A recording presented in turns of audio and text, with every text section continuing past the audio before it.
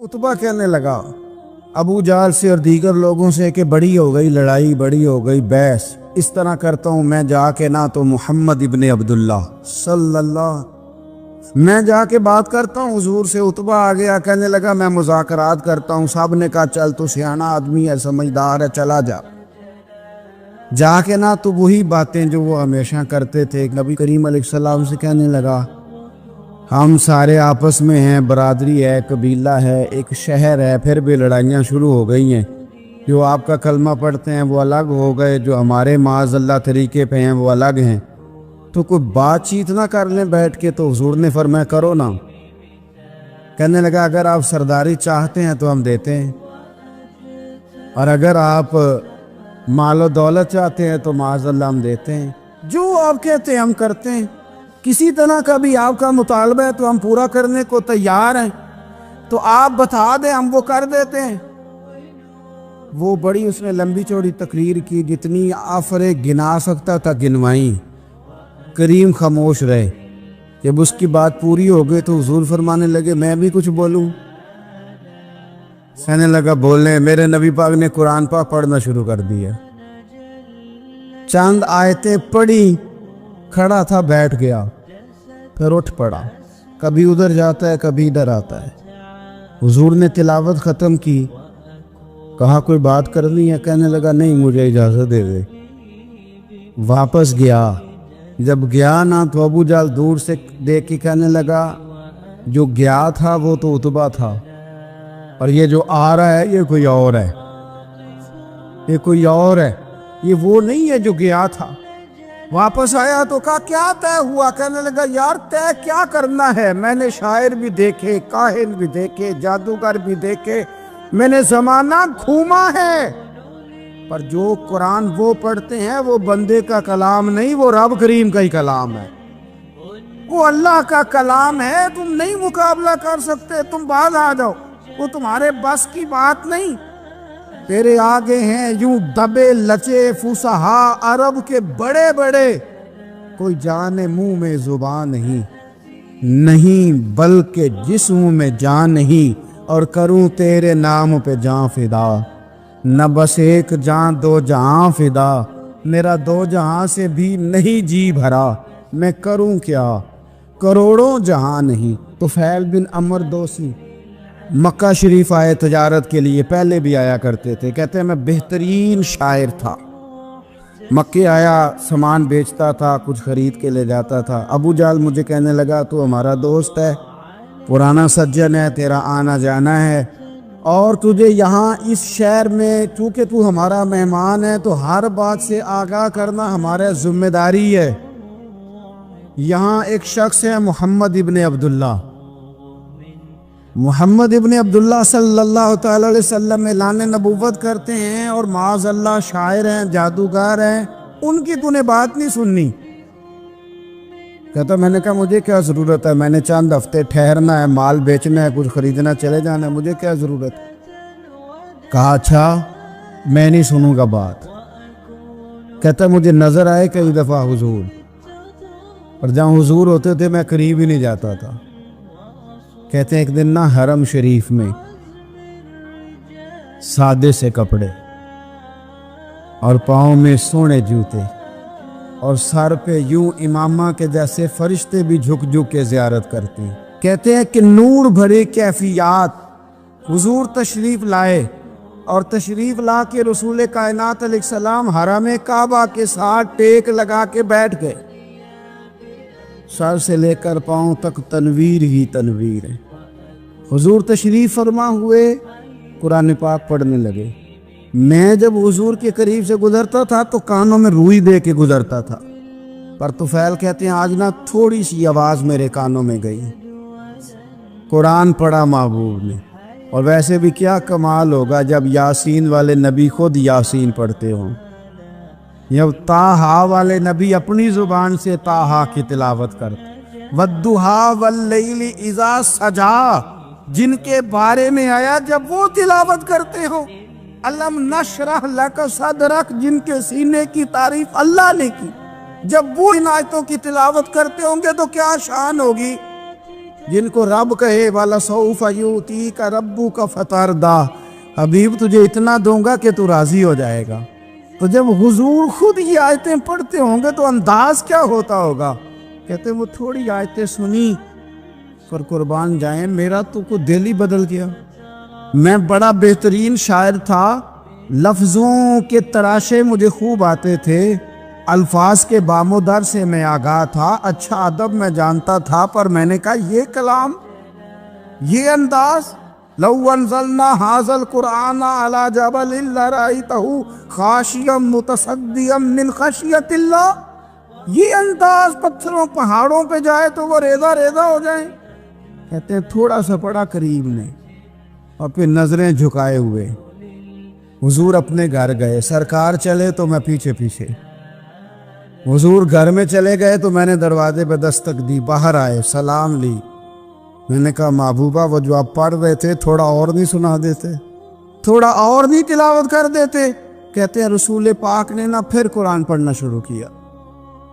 میں کبھی بیٹھتا تھا کبھی اٹھتا تھا، جب حضور نے تلاوت مکمل کی تو میں نے آگے بڑھ کے ید اللہ والا ہاتھ تھاما اور دست مبارک پکڑ کے کہا سونیا، یہ مجھے کہتے تھے نہ سننا، میں نے زمانہ دیکھا ہے، میں کوئی عام آدمی نہیں، میں سردار ہوں، میں نے دنیا دیکھی ہے، مجھے قسم ہے جو آپ کی زبان سے نکل رہا ہے وہ بشر کا کلام نہیں، آپ مجھے کلمہ پڑھائے میں مسلمان ہونا چاہ کر۔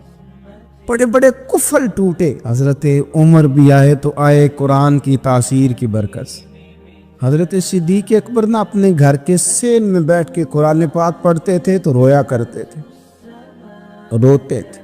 مکے کے کچھ سردار کٹھے ہو کے نبی کریم کی بارگاہ میں گئے، کہنے لگے ایک تو صدیق اکبر کو منع کرے کہ قرآن اونچا نہ پڑھا کرے، اور اگر اونچا پڑھنا ہے تو پھر ان سے کہیں پڑھ کے رویا نہ کرے۔ حضور نے فرمایا اپنے گھر میں بیٹھ کے پڑھتا ہے روتا ہے، تمہیں کیا ہے؟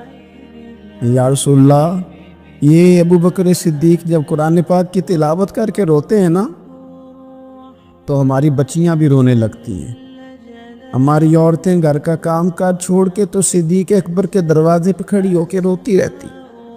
حضور ان سے کہیں یہ قرآن سے جو شغف ہے ان کا، کہاں گئے مسلمان جو قرآن پڑھنے والے تھے، کدھر گئے؟ سارا کچھ ہی ہمارا موبائل لے گیا۔ میں کس طرح یہ بات بیان کروں کہ کچھ لوگوں نے رمضان میں بھی قرآن پاک ایک بھی ختم نہیں کیا، رمضان شریف میں بھی ایک قرآن پاک کی توفیق نہیں ہوئی، لے گیا سارا کچھ ہماری خوش گپیاں، کمال ہو گئی، ہم نے سوچا ہی نہیں، فکر ہی نہیں کی۔ سنگیوں واپس آؤ، قرآن پاک سے پیار کرو، قرآن پاک سے محبت کرو، قرآن کی تعلیم حاصل کرو۔ لوگ کہتے ہیں میں بوڑھا ہو گیا ہوں، زبان موٹی ہو گئی ہے، قرآن کیسے سیکھوں؟ 38.5 سال کی عمر میں کلمہ پڑھا حضرت صدیق اکبر نے۔ کچھ صحابہ ان سے بھی عمر میں زیادہ تھے تو بڑی عمر میں دین سیکھا کہ چھوٹی عمر میں سیکھا؟ ہمیں کیا ہو گیا ہے؟ قرآن پاک کی طرف توجہ کرو۔ میرے نبی پاک علیہ السلام نے فرمایا اس قرآن کی برکت سے اللہ قوموں کو عروج عطا کرے گا، اس کی برکت سے ہی قوموں کو زوال ہوگا۔ حضرت عائشہ صدیقہ کہتی ہیں حضور رات کو نماز کی نیت باندھتے تھے تو ایک ہی آیت پڑھتے تھے، ساری رات ایک ہی آیت پڑھتے رہتے تھے، روتے رہتے تھے، اور جب حضور روتے تھے تو جس طرح ہنڈیا ابلے تو آواز آتی ہے اس طرح حضور کے سینے سے آواز آتی تھی۔ جبیر بن مطعم کہتے ہیں میں بدر کے قیدیوں کے بارے میں بات کرنے آیا حضور سے، نبی پاک مغرب کی جماعت کرا رہے تھے، جب میں مدینے پہنچا تو مسجد نبوی کے باہر کھڑے ہو کے میں نے حضور کی تلاوت سنی۔ فرماتے بس میں تو بات کرنے آیا تھا نا، تو وہ آیتیں سنی تو مجھے یوں لگا مجھ پہ بجلیاں گر رہی۔ کون ہے جو میرے دل کے کفر اور کفل دھو رہا ہے؟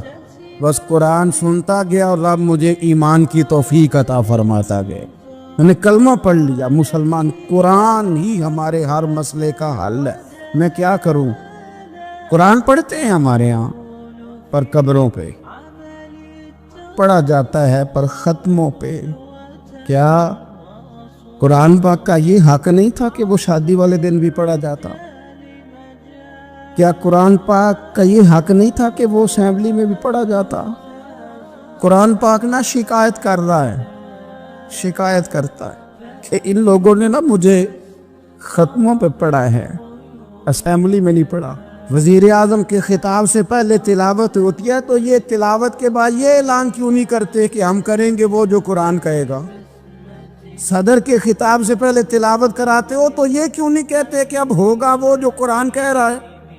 اسمبلی کا اجلاس تلاوت قرآن پاک سے شروع کرتے ہو تو یہ بھی تو کہو نا قرآن کے مطابق فیصلے ہوں گے۔ عدالتوں میں قسمیں اٹھانے کے لیے قرآن دے گیا ہے، اس پہ ہاتھ رکھ کے کہو جو کہوں گا سچ کہوں گا۔ آج کے بعد وکیل بھی ہاتھ رکھے نا قرآن پاک پہ، جج بھی ہاتھ رکھے قرآن پاک، گواہ بھی رکھے، ملزم بھی رکھے اور مدعی بھی بتائے کہ اس نے پرچہ صحیح درج کرایا ہے، اس نے صحیح درج کرایا ہے، نام صحیح لکھوائے، اور یہ سارے بتائیں جج سے لے کر ملزم تک کہ ہم فیصلہ وہ کریں گے جو قرآن پاک نے ہمیں کہا۔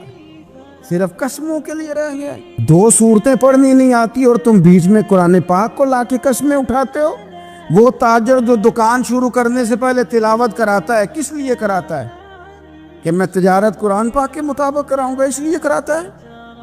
وہ تو کہتا ہے ذرا دکان سے ہی چلے، ذرا برکت آ جائے۔ برکت نری تلاوت کرانے سے نہیں آئے گی، قرآن کے مطابق تجارت کر، پھر زیادہ برکت آئے گی۔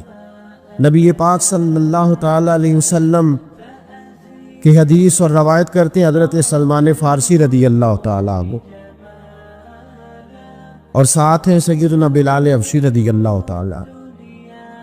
فرماتے ہیں ہم نہ گھر سے نکلے، حضور نے فرمایا ذرا جلدی چلو ایک ضروری کام ہے۔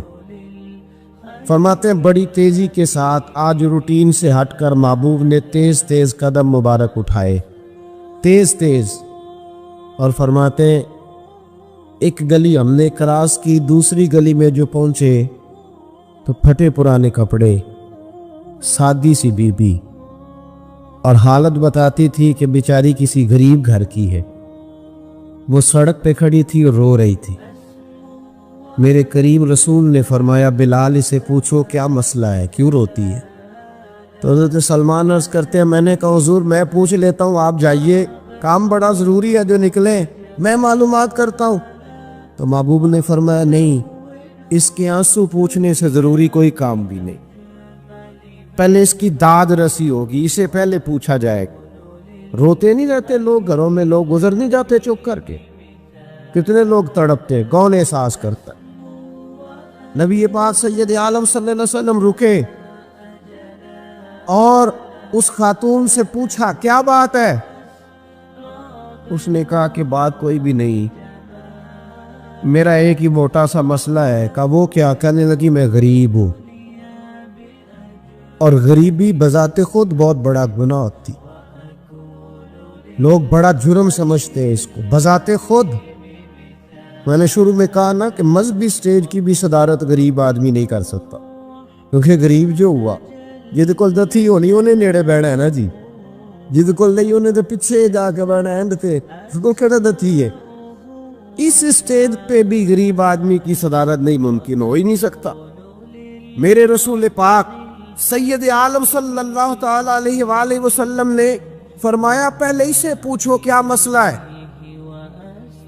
وہ کہنے لگی میں غریب ہوں، بوڑھی ہو گئی ہوں، ساری زندگی غلامی میں گزاری ہے، تیل لینے آئی تھی 5 دینار کا، بوتل میں تیل بھروایا ہے، اور اب بوڑھی ہوں نا تو کمر درد کرتی ہے، پیر پیچھے موڑا ہے تو میں گری ہوں، تیل زمین پی گئی ہے، اب زمین تو واپس نہیں کرتی، لیکن واپس جاؤں گی تو ایک یہودی عورت کی ملازمہ ہوں، وہ درے سے مارے گی، کھال ادھیڑ دے گی، میں بڑی پریشان ہوں، اب نہیں مار کھائی جاتی، ہڈیاں بوڑھی ہیں، قربان جاؤں۔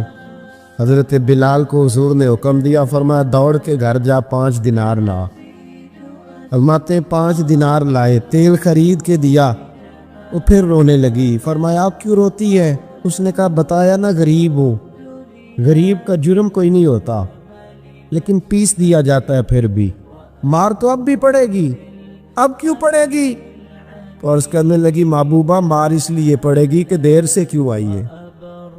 تو میرے کریم رسول اور وہ بی بی حضور ابھی آئے ہیں مدینہ طیبہ، امام یوسف صالحی فرماتے ابھی آئے تھے حضور، سبل الہدی والرشاد کے مصنف، کہتے ابھی آئے تھے نبی پاک، وہ جانتی بھی نہیں تھی۔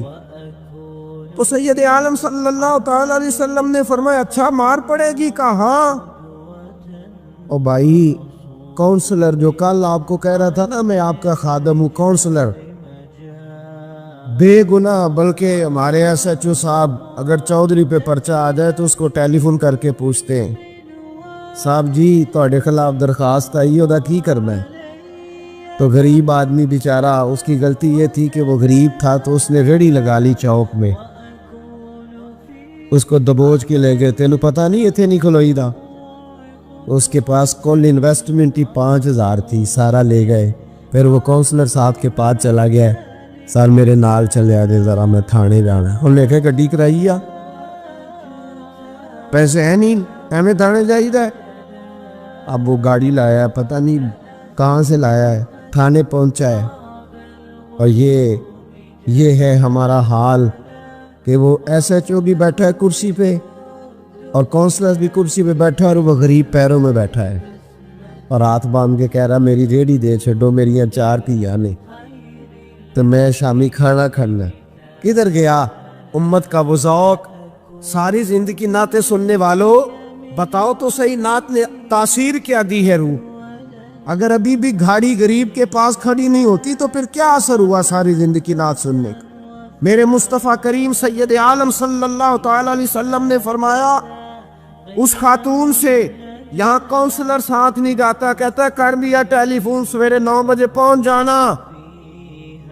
پر کائنات کی سب سے معزز شخصیت حضرت سیدنا بلال حبشی رضی اللہ تعالیٰ عنہ فرماتے ہیں میرے نبی پاک نے فرمایا بی بی چل میں تیرے ساتھ چلتا ہوں۔ گویا اللہ کی ساری رحمتیں اس کے ساتھ ساتھ چلنے لگی، اور آگے آگے نہیں، ساری کتابیں پڑھ لو، وہ پھٹے پرانے کپڑوں والی بی بی آگے آگے اور اللہ کے کریم رسول پیچھے پیچھے، ساری گلیاں اس نے پھرائی، مدینے کی صحرا آ گیا، ایک دروازے پہ دستک دی، مالکن آئی، وہ بی بی بعد میں کہتی ہے میں بھی بڑی ڈاڈی تھی، طاقت ہی نہیں تھی میرے سامنے کو کھڑا ہو سکے، لیکن جب میں باہر نکلی تو میں نے نور کے حالے میں لپٹی ہوئی ایک عظیم ہستی کو دیکھا۔ فرماتے محبوب کے گورے چٹے رنگ کے اوپر کالی زلفیں اور محبوب پاک کی مقدس آنکھیں جب تک بات کرتے رہے نظریں زمین پہ جھکی رہی۔ شرم و حیا والے رسول نے بڑے میٹھے، بڑے دھیمے، بڑے خوبصورت لہجے میں کہا، بریلی کے امام فرماتے نیچی نظروں کی شرم و حیا پہ درود۔ بڑے دھیمے لہجے میں فرمایا تیری نوکرانی ہے تیری؟ عورت کہتی ہے میں تو حضور کے جلووں میں محب ہو گئی کہ سادگی میں اتنا حسن میں نے دیکھا ہی نہیں، تیری نوکرانی ہے؟ کہا ہاں۔ میرے محبوب نے فرمایا بیچاری کی غلطی کوئی نہیں، اسے ماردہ نا، اس سے تیل گر گیا تھا، نیا خریدتے دیر ہو گئی، رو رہی تھی تو میں سفارش کرنے آیا ہوں۔ وہ خاتون کہتی ہے کسی کی نہیں مانی تھی، پر محبوب کے جملوں میں تاثیر اتنی تھی، ککھ سواد نہیں مشری اندر، اسا کھنڈا می چکھ ڈٹھیاں، اینا ساریاں شہواں نالوں گلاں سجن دیا مٹھیاں۔ فرماتے نبی پاک صلی اللہ تعالی علیہ وآلہ وسلم نے فرمایا کچھ نہ کہنا، کہنے لگی نہیں کہتی، میرا وعدہ رہا کچھ نہیں کہوں گی۔ اب میرے حبیب نے پھر نظر اٹھائی اور اس غریبنی کی طرف دیکھا اور فرمایا تو اگر کہے تو میں جاؤں، تو اگر کہے تو میں خود بھیک دے، خود ہی کہے منگتے کا بھلا ہو، تو اگر کہے تو میں جاؤں۔ اس نے خراج پیش کیا تو چند آنسو گرائے، کہنے لگی محبوبہ جیسے بندہ نوازی۔ حضور نے رخ پھیرا، حضرت بلال کہتے میں پیچھے رہ گیا تو وہ دونوں بیویاں دوڑ کے میرے پاس آئی، کہنے لگی بتا تو صحیح ہے کون، یہ بتا تو صحیح کون تھے؟ تو حضرت بلال کہنے لگی تم نہیں جانتے؟ جناب بلال فرمانے لگے یہی تو ہیں جنہیں اللہ نے سچا رسول بنا کے بھیجا ہے۔ بیبیاں دوڑ کی آئی، کہنے لگی محبوبہ دروازے تک آئے ہو تو خالی تو نہ لوٹاؤ، مہربانی فرماؤ ہمیں بھی کلمہ پڑھا دو۔ ایک واقعہ سناتا ہوں خواجہ معین الدین اجمیری کا۔ عطائے رسول ہند الولی حضرت خواجہ معین الدین اجمیری رحمت اللہ تعالی علیہ، میرے حضرت صاحب فرمایا کرتے ہیں ہم کٹر قادری ہیں، پر ہم کھل کے یہ بات مانتے ہیں کہ ہندوستان کے بادشاہ کا نام معین الدین اجمیری ہے۔ یہ ببانگے دول مانتے ہیں۔ بہرحال ہند الولی حضرت خواجہ ہے اجمیری ہے۔ خواجہ اجمیری جب نئے نئے آئے نا یہاں اجمیر شریف میں، آپ نے خیمہ لگایا تھا، کپڑے کا خیمہ لگا کے اس میں رہتے تھے۔ تو ایک نوجوان تھا، وہ باہر رہتا تھا اجمیر سے، تو وہ آیا کچھ دنوں کے لیے، پڑھائی سے فارغ ہو کے، اجمیر کا رہنے والا تھا لیکن باہر رہتا تھا۔ جب یہاں آیا نا، وہ عصر کے بعد وہ گزرتا خواجہ اجمیری کے خیمے کے سامنے سے، جھونپڑی کے سامنے سے، تو خواجہ صاحب عصر کے بعد بیٹھ کے رویا کرتے تھے۔ عاشق دا کام نہیں رونا تونا، بنا روئے نہیں منظوری، اے عاشق سدا ہی روندا رہندا، پاویں وصل ہوئے تے پاواں دوری، رویا کرتے۔ تو نوجوان بڑا سادہ سا تھا، بچپن میں والد فوت ہو گئے، صرف ماں ہی ماں تھی۔ ایک دن اماں سے جا کے کہنے لگا یہ مسلمانوں کا سادھو روتا کیوں ہے؟ اماں کہنے لگی مجھے کیا پتا۔ بچہ کہتا ہے میرے اندر تجسس بڑھ گیا کہ بابے سے پوچھوں تو صحیح کیوں روتا۔ 2 4 5 10 دفعہ میں گزرا۔ ایک دن بے چین ہو کے میں کمرے میں چلا گیا اجرے میں، تو میں نے کہا بابا کیوں روتے ہو؟ کہنے لگے مجھے اپنے شیخ کی یاد آتی، مجھے یاد آتی۔ تو وہ بچہ کہتا ہے مجھے اس وقت تک پتہ نہیں تھا کہ محبت میں بھی رویا جاتا ہے، میں سمجھتا تھا رونا صرف دکھوں میں آتا ہے، شیخ کی یاد آتی۔ حضرت عائشہ صدیقہ رضی اللہ تعالیٰ عنہ فرماتی ہے جس دن نبی پاک صلی اللہ علیہ وسلم رات کے وقت ہمارے گھر آئے نا، اور حضور نے فرمایا ابو بکر چل تو نے میرے ساتھ مدینے جانا ہے، تو میں نے جناب صدیق اکبر کو روتے دیکھا، تب مجھے پتا چلا کہ محبت میں بھی بڑا رونا آتا ہے، محبت میں بھی رویا جاتا ہے۔ فرماتے خواجہ اجمیر کہ وہ نوجوان کہنے لگا بابا پیار میں بھی رویا جاتا ہے؟ کہا ہاں۔ کہنے لگا میں نے بھی رونا ہے۔ تو آپ فرمانے لگے 2 شرطیں ہیں کہ کلمہ پڑھ جا، دوسرا میرا مرید ہو جا، آ جائے گا رونا۔ کہتے بس لوش ہی لگ گئی، کبھی آنسو دیکھے ہی نہیں تھے۔ حضرت اجمیری کہتے ہیں اس طرح کر لے۔ کہنے لگا جی میں اپنی اماں سے پوچھ لوں۔ اماں کے پاس گیا تو اماں کہنے لگی بیٹے میں تجھے جانتی ہوں، تیرے دل میں جو بات بچپن سے آ جاتی ہے نا پھر وہ نکلتی کوئی نہیں، تو اس طرح کر لے جس طرح بابا کہتا ہے، اس لیے کہ تو نے پیچھے تو ہٹنا نہیں۔ جا کے مرید ہو گیا، کلمہ پڑھ گیا۔ اب بابا جی کہتے ناشتہ بھی میرے ساتھ کرنا ہے، شام کا کھانا بھی، اور فجر کی سیر میں بھی تو ساتھ جائے گا۔ پریت ہو گئی، پیار بڑھ گیا، پر کٹ گئے، زندگی بابے سے وابستہ ہو گئی۔ اب چند مہینے جب گزر گئے نا، پوری لو لگ گئی، تو بابا جی کہنے لگے بیٹے تیری 3 چھٹیاں ہیں، 3 دن تو نے مجھے ملنے نہیں آنا۔ بالکل 3 دن کے بعد آنا۔ اس نے کہا مسئلہ ہی کوئی نہیں، پرواہ ہی نہیں تھی نا، پتہ ہی نہیں تھا۔ تو وہ چلا گیا گھر، صبح سے شام تک رہا۔ شام کو اماں نے روٹی دی تو 3 روٹیاں کھایا کرتا تھا، اب ایک لقمہ بھی نہ توڑا جائے۔ اماں کہتی بیٹے خیر ہے؟ کہا اماں جی پتہ کوئی نہیں، کو اندر کمی ہے کسی چیز کی، کوئی خبر نہیں، پتہ کوئی نہ۔ خواجہ صاحب رحمت اللہ تعالیٰ علیہ کا وہ مرید اماں بار بار پوچھتی لیکن کوئی بات ہو تو بتائے نا، کچھ نہیں اماں کوئی نہیں۔ بڑی مشکل سے شام ہوئی، شفق غائب ہوئی، اندھیرا جو چھایا، ساری دنیا بستر پر لیٹ گئی، تو اس نے اٹھ کے چھت پہ گھومنا شروع کر دیا۔ بچہ نہ سوئے تو اماں کیسے سوئے؟ اماں بھی چھت پہ آئی، کہا بیٹے کیا بات ہے؟ کہا اماں پتہ کوئی نہیں، کوئی میری نیند اڑا کے لے گیا ہے۔ بیٹے تو نے روٹی بھی نہیں کھائی؟ کہا اماں کوئی نہیں پتا، کوئی پتہ نہیں۔ جب 12 بجے کے بعد کا وقت آیا تو پھر ہلکے ہلکے آنسو نکلے، اور جب سحری چمکی تو دھاڑے مار کے رویا۔ بیٹے کیا ہوا؟ کہا اماں میں نے بابا جی کے پاس جانا ہے، اسے کہہ مہربانی کرے، میں نے یہ جدائی میرے بس کا روگ نہیں، اب نہیں، میں نہیں رہ سکتا۔ فجر کی نماز پڑھ کے تو اماں گئی، کہنے لگی مہربانی کر اسے بلا، تو بابا جی کہنے لگے اسے کہ ابھی تو ایک دن گزرا ہے، ابھی تو وقت بڑا پیچھے ہے، ابھی ٹائم ہے۔ بس اگلے دن کی جو شام ہوئی تو ماں کے قدموں میں گر گیا، کہنے لگا خدا کا واسطہ اسے کہو میرا نہیں گزارا ہوتا، اب نہیں، اب عادی ہو گیا ہو، اب اگر اس کی دید کا نشہ نہ ملا تو مر جاؤ۔ حضرت اجمیری رحمت اللہ علیہ کے پاس اماں روتی ہوئی آئی، کہنے لگی بابا مجھے نہیں پتا تیرا اس کا رشتہ کیا ہے، میں تو ماں ہوں۔ اس کے آنسو گرتے ہیں تو میرا کلیجہ پھٹتا ہے، وہ جب روتا ہے تو میری جان نکلتی ہے، مہربانی کر اسے دید کا نشہ دے، میرا بیٹا ہے، بلکتا ہے، دیکھا نہیں جاتا۔ جب یہ لفظ کہے تو آپ فرمانے لگے ماں تو اویس کرنی کی ہو تو میرے رسول دیدار منع کر دیتے ہیں، تو ماں بن کے آئی ہے تو تجھے کیسے روک دوں؟ فرمایا جا اسے کہہ آ جائے۔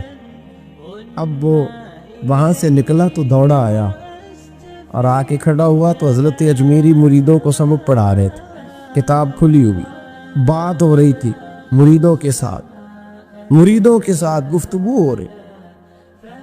وہ آ کے کھڑا ہو گیا، ایک نظر یوں اٹھائی تو دروازہ، بڑی دیر سے کھڑا، یوں نظر اٹھائی اس کی طرف دیکھا، بس دیکھا ہی تھا کہ وہ دھاڑے مار کے رونے لگا۔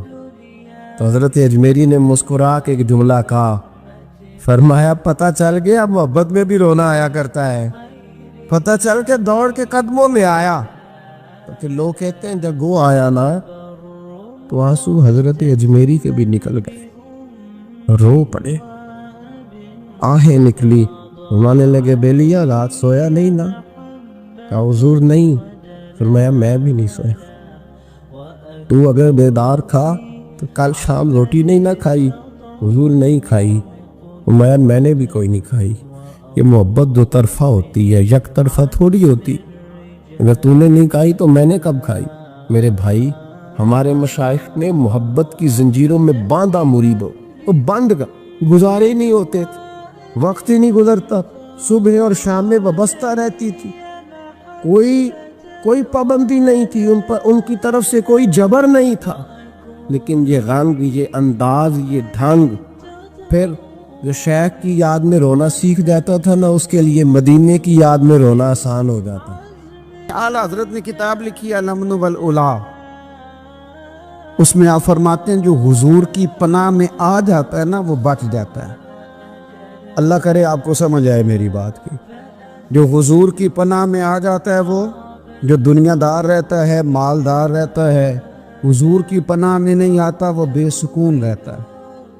فرماتے ہیں یہاں دنیا میں بھی حضور کی پناہ میں آ جاؤ، آج لے ان کی پناہ۔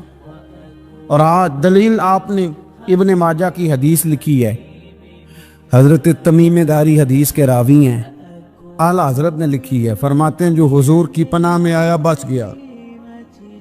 دلیل دیتے ہیں، فرمایا انسان جانور بھی آتے تھے تو بچ جاتے۔ حضرت تمیم داری رضی اللہ تعالیٰ عنہ فرماتے ہیں کہ ہم کھڑے تھے، ایک اونٹ دوڑتا ہوا آیا، نبی کریم صلی اللہ علیہ وسلم کے پہلے اس نے قدموں پہ سجدے کیے، صحابہ کہنے لگے حضور ہمیں بھی اجازت دیں۔ فرمایا وہ تو بے زبان ہے، اسے تو پتہ کوئی نہیں، پیش نظر ہے وہ نو بہار، سجدے کو دل ہے بے قرار، روکیے سر کو روکیے یہی تو امتحان ہے۔ فرمایا اسے کیا پتا، تم تو مکلف ہو شریعت کے، تمہیں اجازت نہیں ہے۔ اور اعلیٰ حضرت نے 2 ٹوک لکھا ہے، فرمایا سوائے خدا کے کسی کو تعظیمی سجدہ بھی حرام ہے، یہ نوٹ کر لیں میری بات۔ اور اعلیٰ حضرت نے فتاوی رضویہ میں لکھا ہے کسی قبر پہ جاؤ تو 4 ہاتھ دور کھڑے رہو، اللہ کرے آپ کو سمجھ آئے، کتنے ہاتھ؟ 4 ہاتھ دور کھڑے رہو، سورۃ فاتحہ پڑھو، درود شریف پڑھو، جس قبر پہ گئے ہو ان کی روح کو اصحال ثواب کو اور ان کے وسیلے سے دعا مانگو۔ اعلیٰ حضرت فرماتے ہیں قبر کو سجدہ بالاتفاق حرام ہے، طواف قبر کا کرنا بالاتفاق حرام ہے، بوسہ لینے میں اختلاف ہے کہ جائز ہے کہ ناجائز ہے، لیکن بوسے سے بھی چونکہ شک پڑتا ہے تو فرماتے ہیں احمد رضا کی رائے یہ ہے کہ بوسہ لینے سے بھی بچا جائے۔ वो आ गया तो इससे अगली बातें करता है, बस खामोश रह, बाअदब रह और पीछे रह। तो हजरत तमीम दारी कहते हैं, ये हदीस आला हजरत ने लिखी है लमन वल उला में। फरमाते हैं कि ऊंट ने पहले सजदा किया, कदम चूमे, फिर उसने हुजूर के कान में कोई बात कही। रोजे दे दिवाले ने गुलामां दियां टोलियां, एक पिया सुनदा करोड़ां दियां बोलियां। यानी ऊंट ने बात की तो हुजूर ने वो भी सुन ली। आला हजरत कहते हैं जो पनाह में आता है बच जाता है। कहते हैं रसूल करीम ने ना ऊंट की पुश्त पे हाथ फेरा और अल्लाह के महबूब फरमाने लगे, फिक्र न कर, अब तू आ गया है ना, तो जैसे तू कहेगा वैसे ही हो जाएगा, जैसे तू कहेगा वैसे ही। इब्ने माजा में मौजूद है, पर मैं चूँकि फाज़िल बरेलवी रहमतुल्लाह अलैह की किताब से पेश कर रहा हूँ, अल-अम्न वल उला से, तो मैं उसी अंदाज में पेश कर रहा हूँ जिस अंदाज में वहाँ है। हज़रत तमीम दारी कहते हैं कि हमारी समझ में बात कोई ना आई। थोड़ी देर गुजरी तो कुछ लोगों ने हाथों में रस्सियाँ पकड़ी हैं, खंजर पकड़े हैं, दौड़े आए, या रसूलल्लाह ये हमारा ऊँट है। हज़रत तमीम दारी कहते हैं मैंने देखा कि जब वो आ गए ना खंजर लेके, तो ऊँट हुजूर के पीछे छुप गया। आज ले उनकी पनाह, आज मदद मांग उनसे, वो हुजूर के पीछे छुप गया। तो कहते हैं कि नबी करीम सल्लल्लाहु ताला अलैहि वसल्लम ने फरमाया क्या मसला है भाई? या रसूलल्लाह हमारा ऊँट है। ज़िबा करने लगे थे, दौड़ा है। तो हुजूर फरमाने लगे वो तो तुम्हारी शिकायत कर रहा है।